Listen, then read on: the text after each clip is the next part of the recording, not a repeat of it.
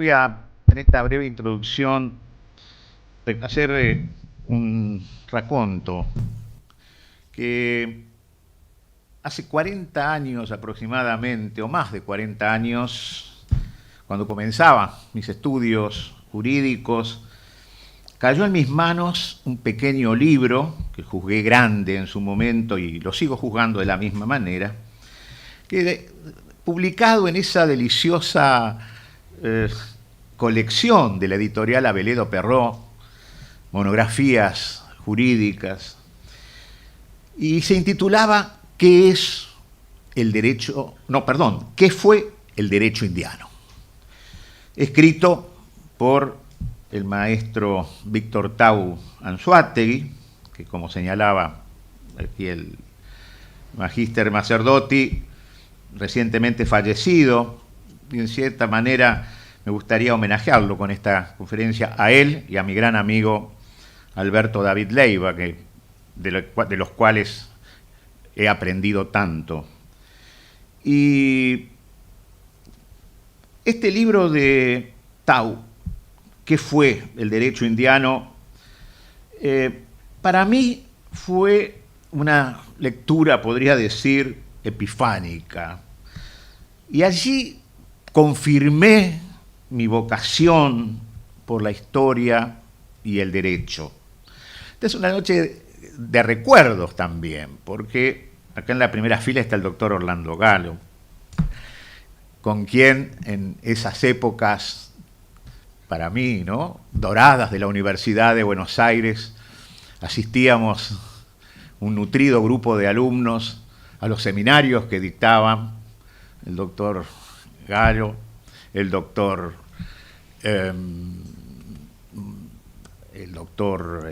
Nazar Anchorena, el doctor Ojea Quintana, que eran los miembros de la cátedra de Derecho Constitucional de la Universidad de Buenos Aires, la cátedra de Germán Vidar Campos. Por eso digo que fue una época que no quiero olvidarla, y aparte veo acá, tengo enfrente aquí a un protagonista importante en esa formación.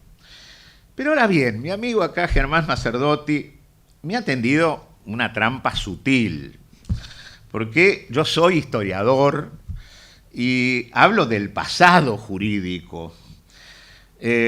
Puedo explicarles, gracias a Tau Anzoátegui, qué fue el derecho indiano, pero no qué es en presente el derecho indiano. Porque claro, estamos hablando de un ordenamiento pasado, de un ordenamiento pretérito. Pero bueno, vamos a tratar de presentar algunas hipótesis provisorias, por lo menos de qué hubiera podido ser como conclusión, ¿no?, este derecho indiano, o si podemos encontrar algunas raíces en las instituciones que nos rigen. Sin lugar a duda, este es un valioso ciclo que nos ayuda una vez más a difundir nuestros esfuerzos, ¿no?, por paliar la ignorancia generalizada sobre este tema entre quienes cultivan la ciencia jurídica y, qué decir, el mundo lego. Antes de entrar en tema, vienen a mi memoria también dos recuerdos, pero más cercanos. El año pasado se organizaron unas jornadas entre la Universidad Católica Argentina y la Facultad de Derecho de la Universidad Nacional del Noreste, y estuvimos hablando dos días sobre el tema derecho indiano ante un nutrido grupo de alumnos. Y en el segundo día, cuando me tocó hablar a mí, ¿no?, terminé de hablar y una de las preguntas que me hicieron es ¿qué es el derecho indiano? ¿No? Yo quedé sorprendido, ¿no? Quedé sorprendido. Me fastidió un poco también, les digo, ¿no? Dije, ¿cómo puede ser que hemos estado hablando de derecho indiano y recién ahora nos preguntan qué es? No hemos estado tan claros entonces. Y una anécdota también vinculada a este tema, en el curso de doctorado, un doctorando de origen brasileño confundió el derecho indiano con el derecho de la India. Cuando abrí la monografía que tenía que presentar para aprobar el curso, me encuentro con unas diosas, ¿no? Con infinitos brazos, ¿no? Dije, bueno, acá entramos a la India, ¿no? Con razón me decía él que tenía una bibliografía británica. Yo decía, qué raro. Yo trato de estar al día, pero, ¿no? Bueno, claro, había confundido, ¿no? Y fíjense una cosa, no es una cuestión de idioma que puede ser importante, ¿no? Esto es ya una cuestión conceptual. Es decir, un portugués o un brasileño, podríamos decir, no entiende lo que es el derecho indiano. Si sobre todo tiene problemas con el idioma, porque en Brasil no hubo derecho indiano. Y aquí reafirmo lo que señalaba recién Germán con respecto a esa labor que van a llevar a cabo los reyes católicos y sus sucesores, los Habsburgos, ¿no? Carlos I y V de Germania, de habernos legado este derecho que verdaderamente nos llena de orgullo y de sorpresa. Los brasileños, claro, tuvieron un derecho aplicado desde la metrópoli, ¿no? No hubo un derecho especial como tuvimos nosotros aquí en América. Entonces no puede entenderlo conceptualmente, y sobre todo en estos tiempos, ¿no? Donde padecemos la barbarie de la especialización, ¿no? Donde los doctorandos, por ejemplo, quieren seguir ignorando, ¿no? Al derecho indiano, al derecho visigótico. Total, ¿para qué? No nos sirve para nada. Entonces, bueno, claro, uno se dedica, parecería, a una disciplina, como me comentaba en una ocasión el doctor Tawan Suátegui, me decía, estábamos en un tribunal, y me decía,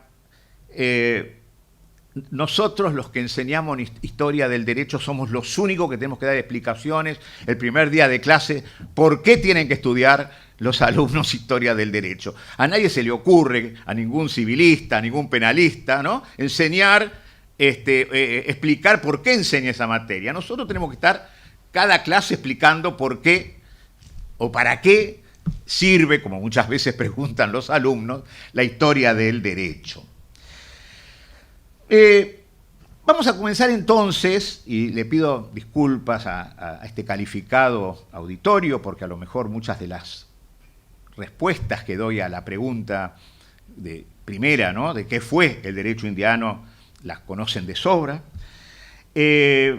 Vamos a repasar entonces, de cierto modo, estos momentos más importantes en la historia de este derecho. Vamos a comenzar entonces por el estudio del derecho indiano, pues en América, España aplicó las normas específicamente sancionadas para esta parte del imperio. Y solo en forma subsidiaria las vigentes en la metrópoli. Por esta razón que vamos a adentrar en este sistema jurídico, que tiene también, ¿no? Una amplia vinculación con el derecho hispano-romano y con el derecho castellano.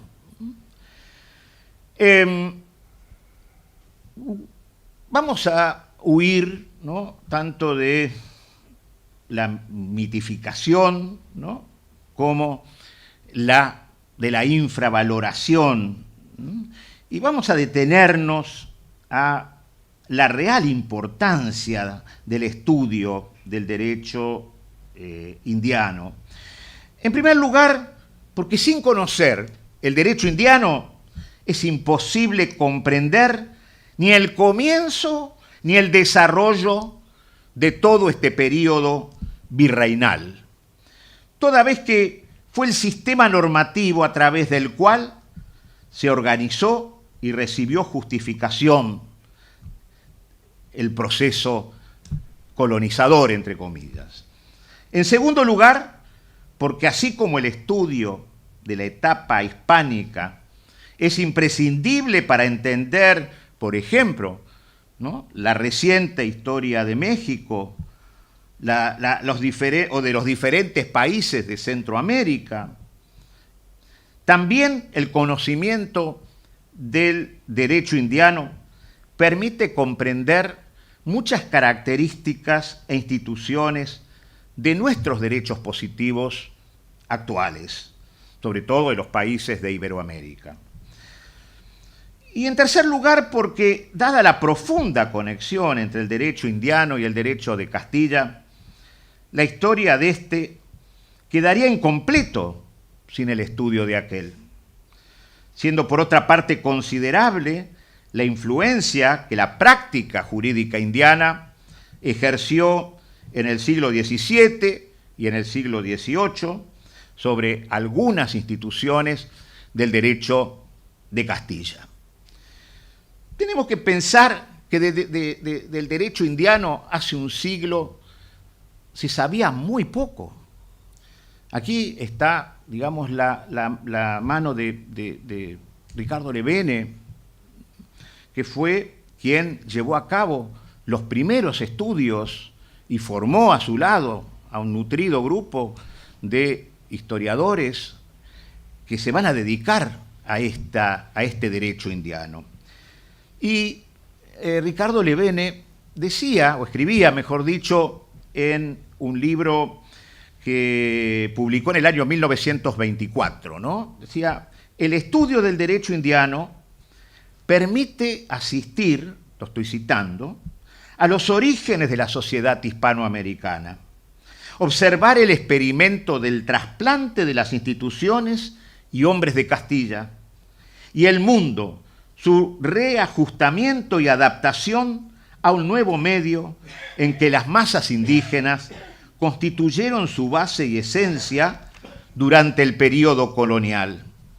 La distancia con la metrópoli, la dilatada variedad de los dominios ultramarinos, los complejos factores locales incidieron gradualmente en la naturaleza del antiguo derecho hasta operar su renovación.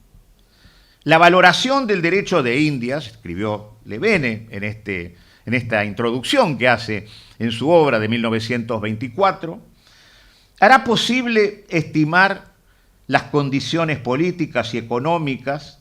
Él utiliza la palabra colonización, que es una palabra, ¿no?, que después, con el correr del tiempo, en la década del 40, va a sostener una tesis contraria, ¿no? Esto también es lo interesante de la investigación histórica, ¿no?, que no se queda anclada, sino que se va revisando permanentemente. En el 24, Levene habla de una colonización. Esto también hay un trabajo muy interesante de Tahuanzuategui sobre el concepto de colonización.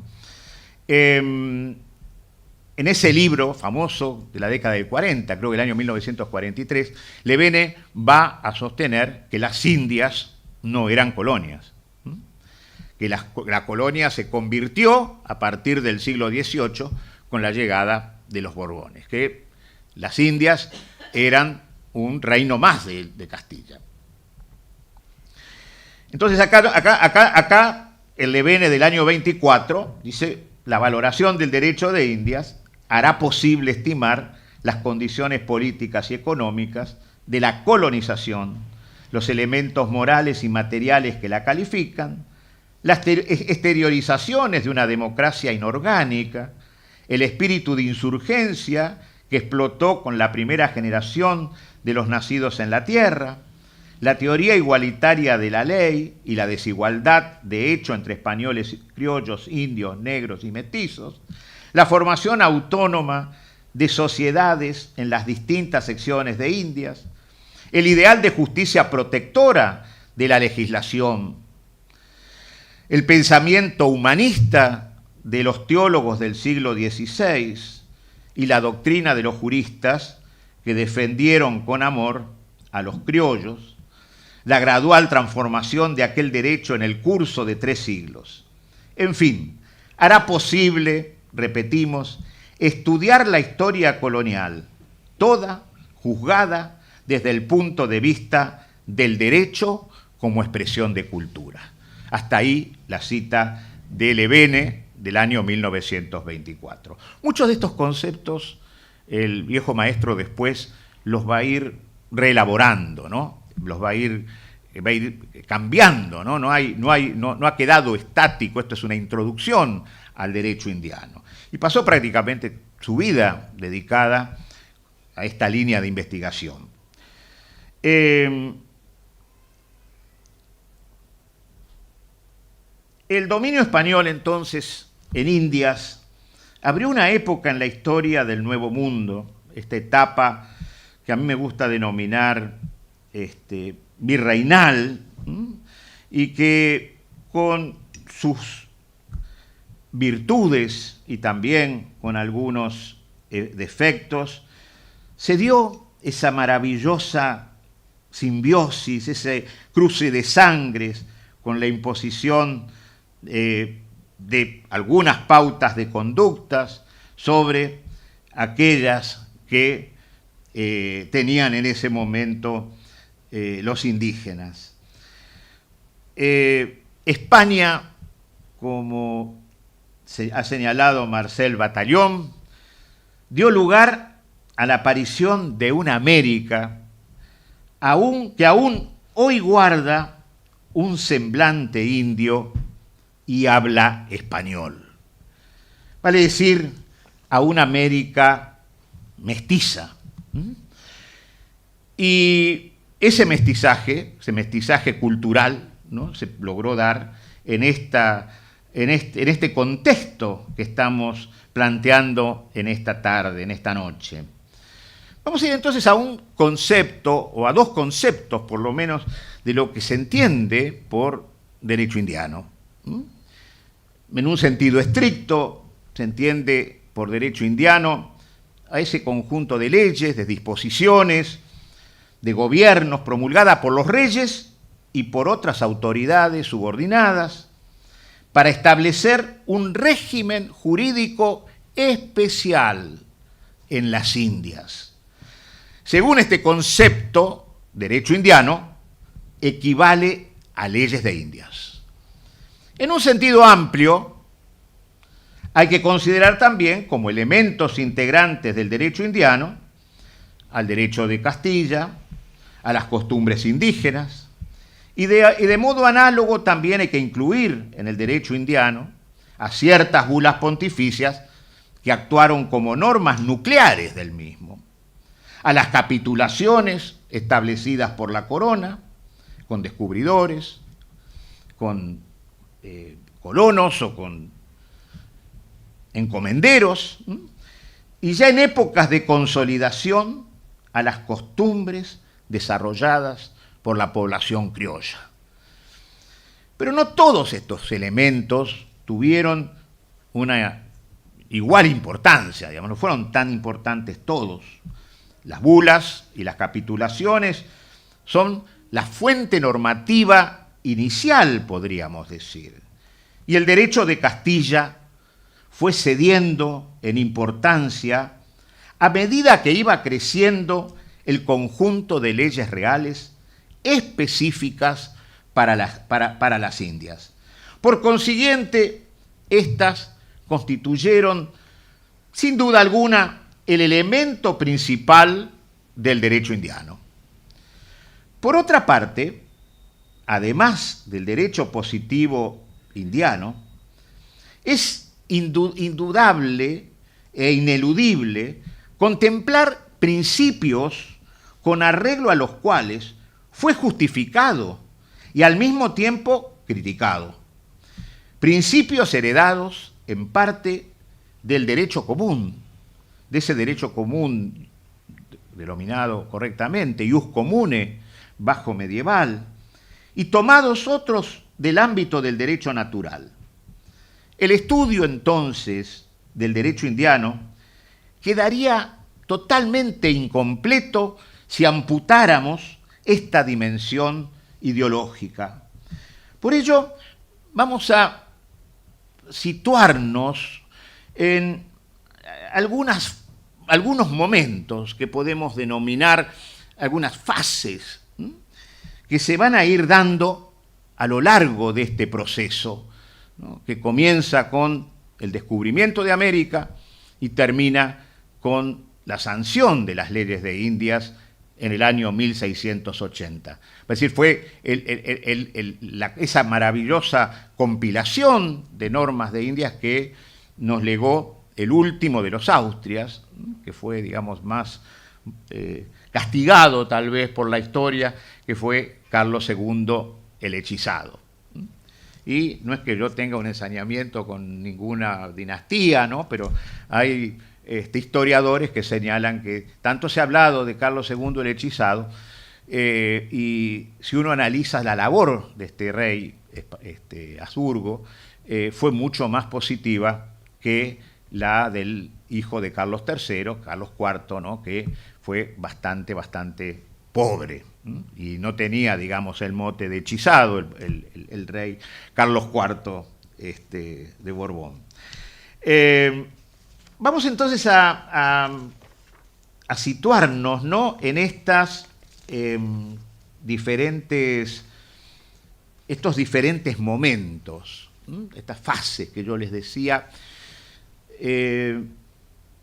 Una primera etapa, podríamos decir, desde el año 1492 hasta el año 1511, es una etapa donde los castellanos no tienen ni siquiera una idea, ¿no?, del territorio que han descubierto.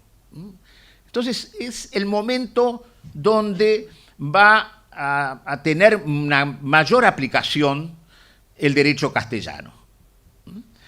Ya a partir, yo diría, del año 1511, esta es una convención que han tomado algunos historiadores del derecho español, por ejemplo, ¿no?, que le dan, digamos, a esta segunda etapa el nombre de una etapa crítica, ¿no?, y coincide, ¿no?, con el periodo que va a protagonizar, digamos, la defensa de los indios, Bartolomé de las Casas, es decir, entre el año 1511 y el año 1566. ¿Y por qué el año 1511? Porque el tercer domingo de Adviento de 1511, un 14 de diciembre, un fraile dominico, una persona totalmente desconocida, llamado Antonio de Montesinos, predicó un sermón durísimo en una pequeña isla de la isla La Española, condenando el trato que los españoles daban a los indios. Desde aquel día, o más exactamente, desde que el eco de sus sermones llegó a la corte, comenzó esta etapa polémica en la que se sometió a crítica la presencia castellana en Indias. Esto es lo que yo también juzgo maravilloso, porque, en primer lugar, fíjense ustedes que si no hubiera estado Fray Antonio de Montesinos, ¿no?, en una cultura como era la cultura castellana, ¿no?, y hubieran estado allí, digamos, algunos más maquiavélicos, ¿no?, ¿qué problema había, ¿no?, si el fray recibía ahí un arcabuzazo, por ejemplo, ¿no?, haciendo un poco de historia ficción? El respeto hacia la figura de este fraile, que los estaba amonestando, y más aún, ¿no?, que haya tenido eco en la corte y que haya sido generador de una normativa tan importante como la que se fue sancionando a raíz de este sermón. Por eso,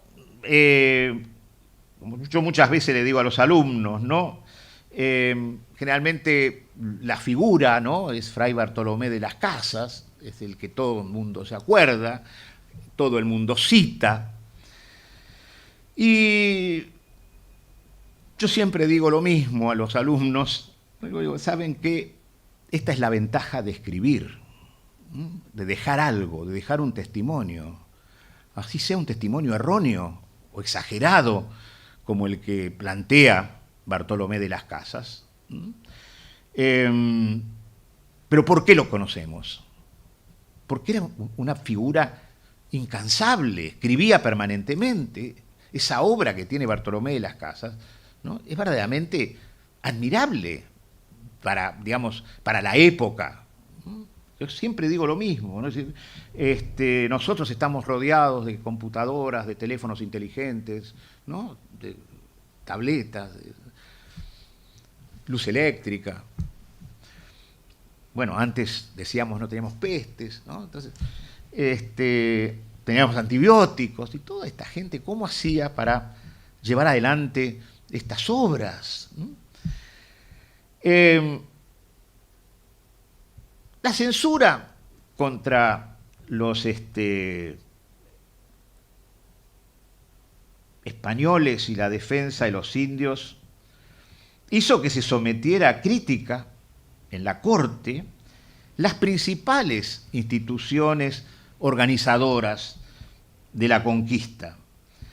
En primer lugar, el repartimiento, que era una entrega de un grupo de indios a cada español para que trabajasen a su servicio.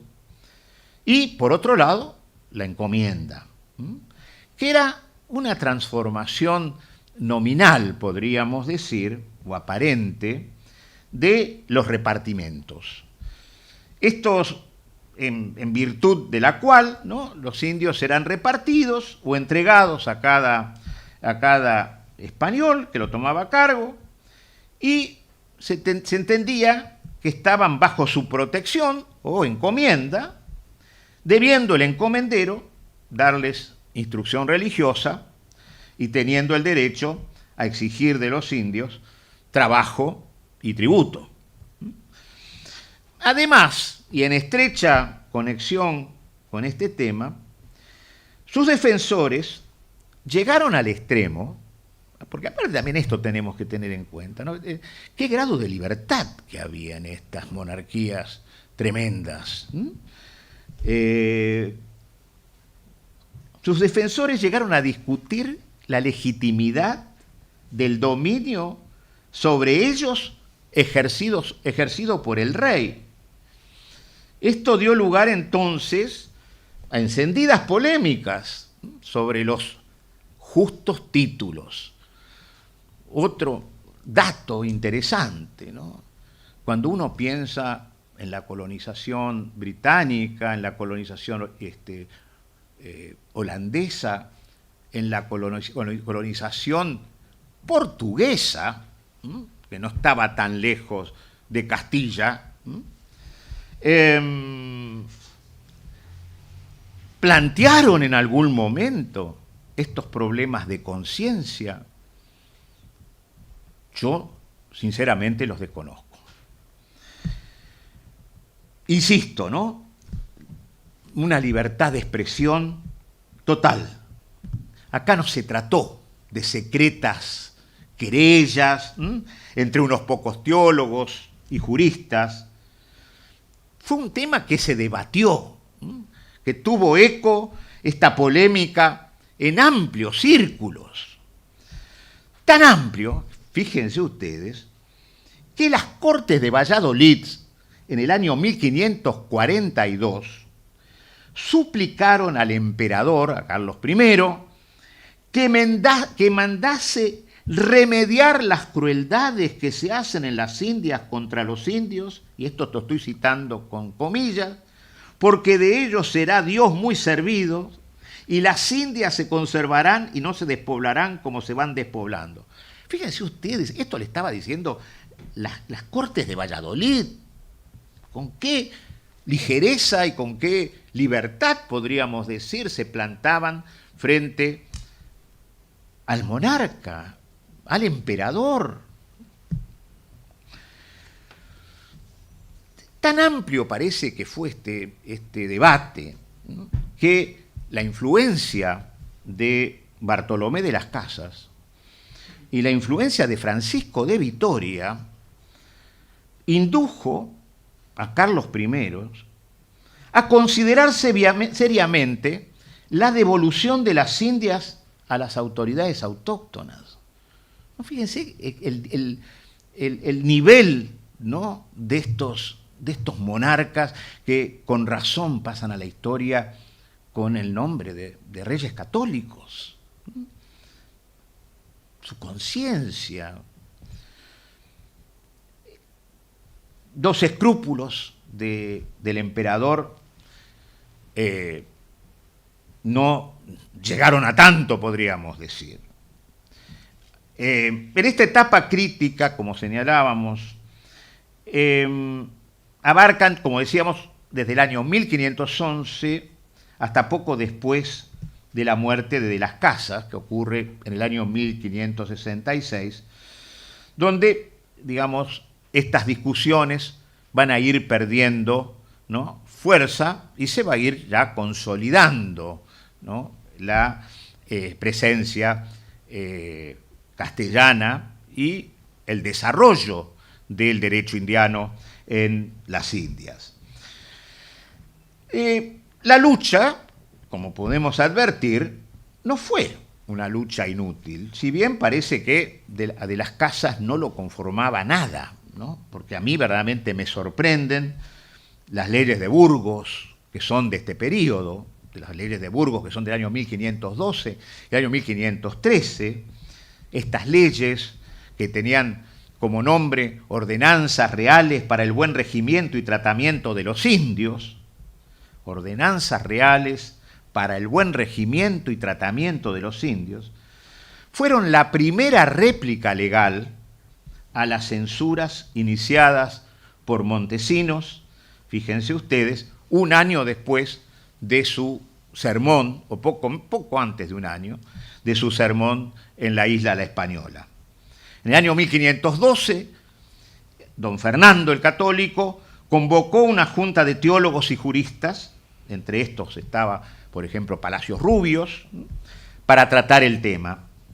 Y el resultado fue 35 leyes promulgadas en Burgos en el año 1512, a las que unos meses después se agregaron 4 más, dictadas por la reina en Valladolid en el año 1513. Estas leyes, seguramente que muchos de ustedes las recuerdan, versan sobre el modo de exigir el trabajo a los indios. Regulan los cupos de indios que habían que entregar a cada encomendero. Tratan de la sucesión de las encomiendas, que este era uno de los temas más álgidos, y se ocupan de la instrucción religiosa de los indios. Las 4 leyes complementarias del año 1513 tratan especialmente del trabajo de las mujeres indígenas, 1513, y de los, entre comillas, porque no vayan a creer que estoy hablando en inclusivo, así está en la norma, niños e niñas, indias menores de 14 años. En términos totalmente e intencionalmente protectores. Estas leyes del año 1512 y del año 1513 fueron criticadas como ineficaces e injustas por de las Casas. Fíjense hasta dónde llegaba el extremismo de Bartolomé de las Casas. A mí que me parece esto una maravilla en el siglo XXI, ¿no? A de las Casas contemporáneo le parecía que era ineficaz e injusto. Por otra parte, la experiencia demostró que no se aplicaron en algunos casos, ¿no? Estas normas. Por ahí podría venir el enojo de las casas, ¿no? Generalmente cuando te preguntas, pues se aplicaron, bueno, donde la autoridad estaba cerca sí se aplicaron, pero donde estaban lejos, ¿cómo podemos constatar? A mí lo que me interesa rescatar, ¿no?, es el espíritu de este corpus normativo. En un tiempo como el que estamos viendo, principios del año 1500, ¿no? El otro corpus de leyes que me gustaría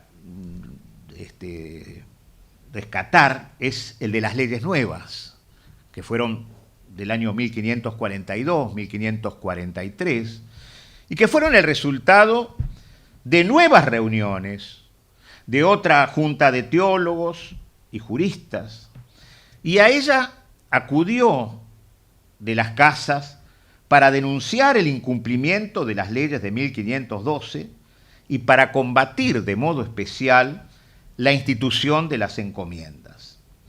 El emperador las promulgó en Barcelona en el año 1542, porque este es otro dato también significativo. Es decir, de las casas no era que estaba aquí, sino viajaba y formaba parte de estas juntas de teólogos y de juristas, y discutía y llevaba sus ideas, ¿no?, al seno de estos cenáculos. La mitad de estas normas se referían a las principales instituciones para el gobierno de las Indias: consejo, virreyes, audiencia.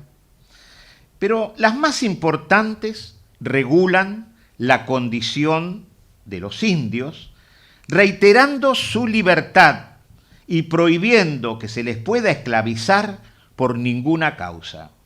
Se trata también de las encomiendas con una tendencia claramente crítica y restrictiva, y esta línea normativa en la que se percibe las influencias de las casas culmina en la Ley 30, que prohibía la hereditariedad futura de las encomiendas, que quedarían extinguidas a la muerte de sus titulares. A estas leyes del año 1542 se añadieron 7 más en el año 1543, con el fin de aclarar, ¿no?, y completar el contenido. Un hecho que generalmente no se recuerda es que más o menos alrededor del año 1545, el emperador tuvo que derogar esta Ley 30, con lo cual las encomiendas volvieron a ser hereditarias. ¿Y por qué tuvo que derogarlo? Porque hubo un conato en el Perú independentista. Los encomenderos tenían una fuerza tan grande que intentaban separarse. Entonces, con los problemas que tenía en Europa el emperador, no podía permitirse o darse al lujo de tener también problemas de este tipo en nuestra tierra. Y bueno, derogó esa Ley 30 y las encomiendas volvieron a ser hereditarias.